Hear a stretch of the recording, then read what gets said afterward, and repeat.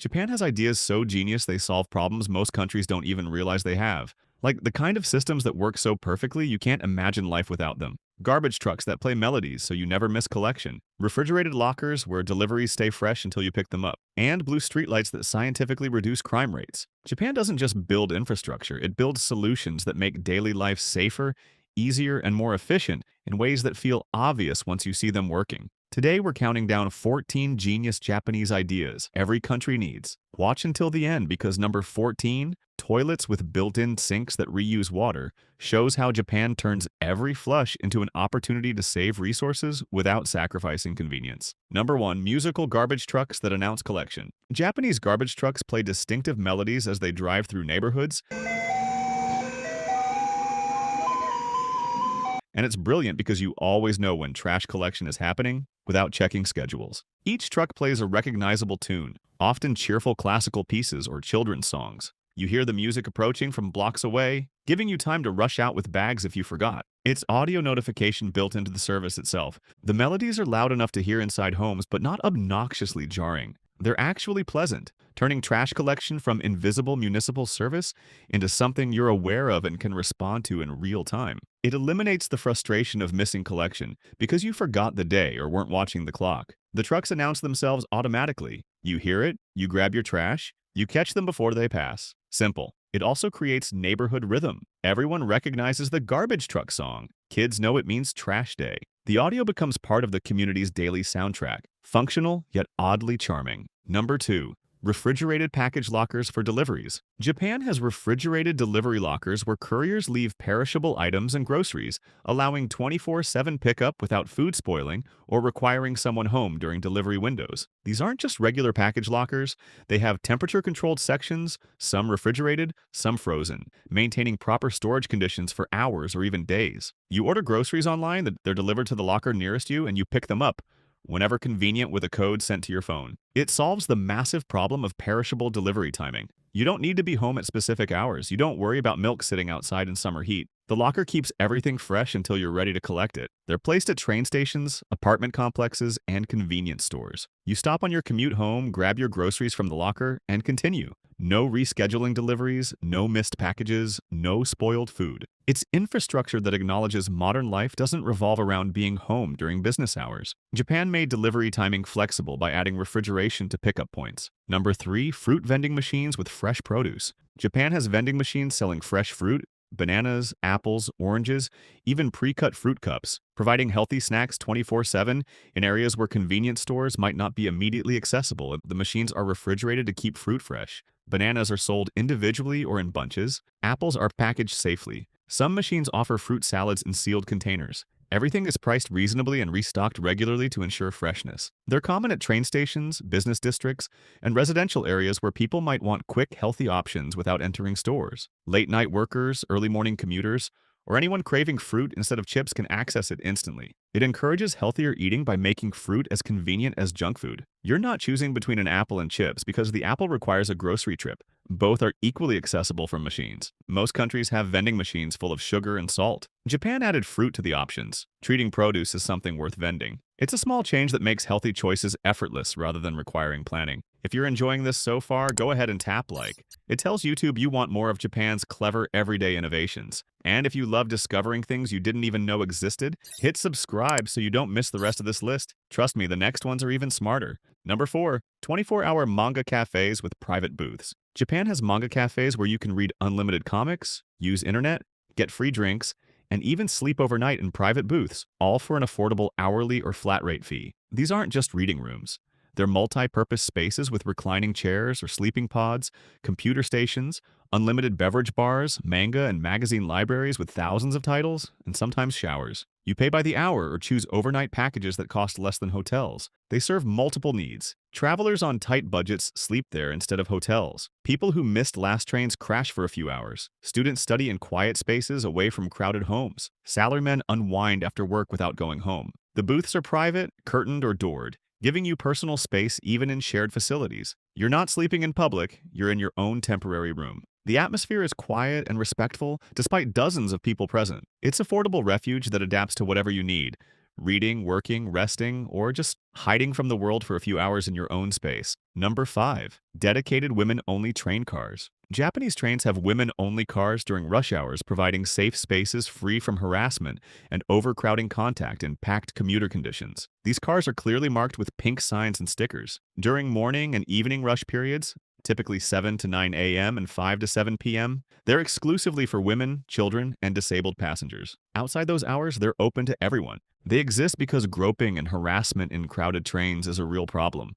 Packed cars during rush hour create situations where people are pressed body to body, and some take advantage. Women-only cars eliminate that vulnerability. Men can't enter during restricted hours. Enforcement comes from social pressure and occasional station staff checks. Most men respect the system because the reason for it is understood and accepted. It's not perfect or a permanent solution, but it addresses an immediate safety concern while society works on broader cultural issues. Women can commute without constant vigilance or fear. They're not avoiding trains or altering schedules out of safety concerns. The cars provide legitimate relief and peace of mind. Number 6. Automated umbrella wrapping machines. Japanese buildings have machines that automatically wrap wet umbrellas in plastic sleeves in seconds, keeping floors dry without requiring manual effort or attendance. You insert your wet umbrella into the machine, press a button or simply push through an opening, and motorized rollers wrap a thin plastic sleeve tightly around the wet part. The whole process takes about 3 seconds. You pull out your wrapped umbrella and walk inside without dripping water everywhere. It's faster and more effective than manual bagging. The wrap is tight, uniform, and doesn't slip off.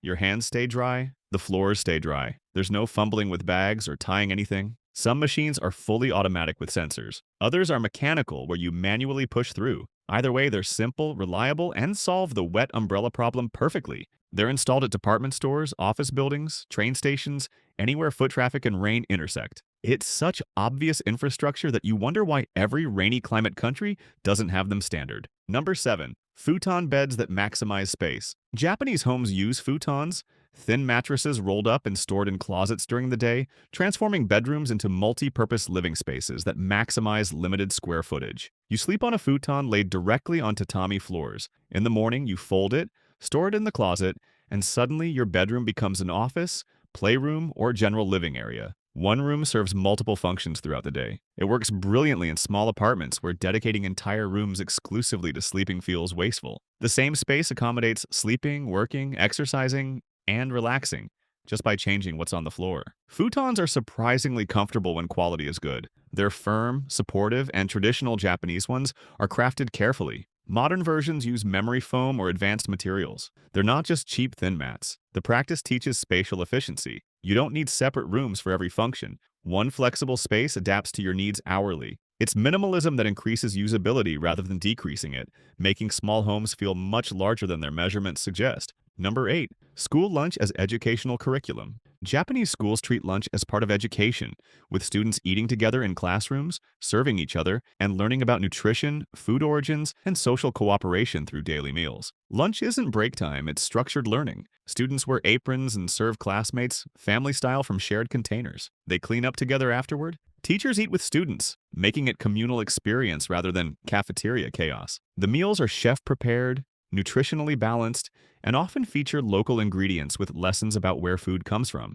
Students learn about regional agriculture, seasonal eating, and cultural food traditions through what's served. It teaches responsibility, cooperation, gratitude, and nutrition simultaneously. Students taking turns serving builds empathy. Eating together creates social bonds. Learning food origins connects them to their community and environment. Contrast this with cafeterias where kids grab trays and eat separately, often food with minimal nutritional value, and you see the difference. Japan made lunch educational infrastructure instead of just fuel, using daily necessity to teach life skills that extend far beyond the meal itself. Number 9. Talking pedestrian signals for the blind. Japanese crosswalks have audio signals that play distinct sounds when it's safe to cross, allowing visually impaired people to navigate intersections independently without relying on sight. Different sounds indicate different crossing directions. Some play cuckoo bird chirps, others use specific melodies or tones. Each direction has its own audio signature, so blind pedestrians know not just when to cross, but which way is safe. The volume adjusts based on ambient noise,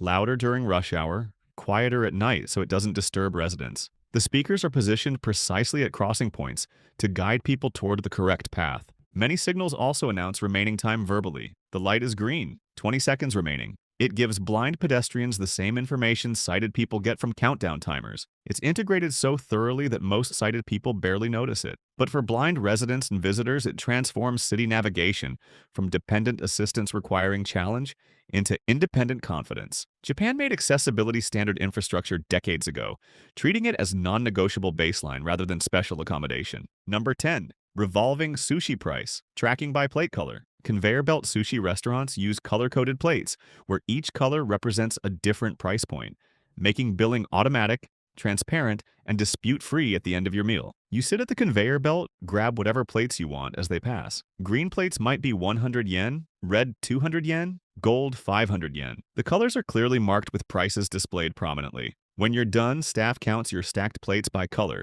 and calculates your total instantly. Some modern versions use RFID chips embedded in plates. You place your stack near a sensor and the bill calculates automatically on a screen. Either way, there's zero ambiguity about what you're paying. It's genius because it removes pricing friction from the experience. You see the color, you know the price, you decide whether to take it. No surprise bills, no menu confusion, no wondering if you can afford what you're eating. The system is self-regulating. You control spending by choosing plate colors. Restaurants move inventory efficiently because popular items at lower price points clear faster. Number 11. Bicycle Registration National Database. Japan requires all bicycles to be registered in a national database with unique ID numbers, dramatically reducing theft and increasing recovery rates when bikes are stolen. When you buy a bike, new or used, it must be registered with your name, address, and contact information. The bike receives a sticker with a registration number. Police can scan or check any bike against the database to verify ownership. It makes stealing bikes less appealing because selling or using stolen bikes becomes risky. Police routinely check bikes, especially at train stations. If the registration doesn't match the rider, questions get asked. Recovered stolen bikes are returned to owners easily because the database shows exactly who they belong to. Registration costs almost nothing and takes minutes. It's standard practice, like vehicle registration, but simpler. The system works because compliance is near universal and enforcement is consistent. Most countries treat bike theft as inevitable minor crime. Japan made bikes traceable property, giving them the same theft protection as cars, and bike crime dropped dramatically as a result. Number 12. Blue LED. Streetlights that reduce crime. Japan installed blue LED streetlights in high crime areas, and studies showed significant reductions in crime rates, possibly due to psychological effects of blue light on mood and behavior. The lights aren't bright blue, they're subtle blue-tinted white that changes the ambient atmosphere. Research suggested blue lighting has calming effects, potentially reducing aggression and impulsive criminal behavior. Some studies showed suicide rates dropped at locations where blue lights were installed. The mechanism isn't fully understood.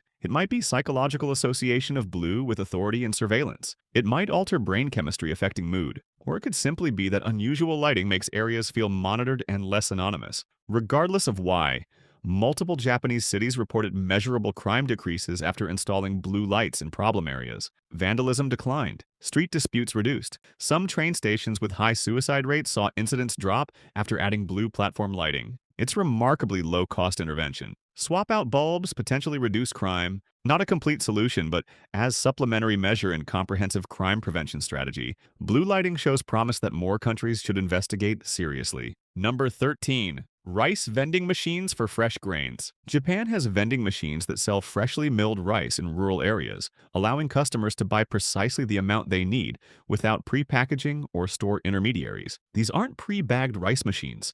They mill rice on demand or sell directly from farm storage. You bring your own container or buy packaging there, select the amount you want by weight, and the machine dispenses fresh rice into your bag. It's common in agricultural regions where rice farms want to sell directly to consumers. The machines operate 24/7 without staff. Farmers stock them regularly, and customers buy ultra-fresh rice at fair prices without grocery store markup. Some machines offer different rice varieties, premium grades, or specialty grains. You select exactly what you want. No compromises on package sizes that don't match your needs. It keeps rice fresher because it's not sitting in bags for weeks. It supports local farmers directly, and it provides access to staple food in areas where stores might be far away. Japan turned agricultural product into vending machine convenience without sacrificing quality. Number 14. Toilet tank sinks that reuse water. Japanese toilets have small sinks built into the top of the tank, where clean water flows first for hand washing before filling the tank. Reusing every flushes water for hygiene before it becomes flush water.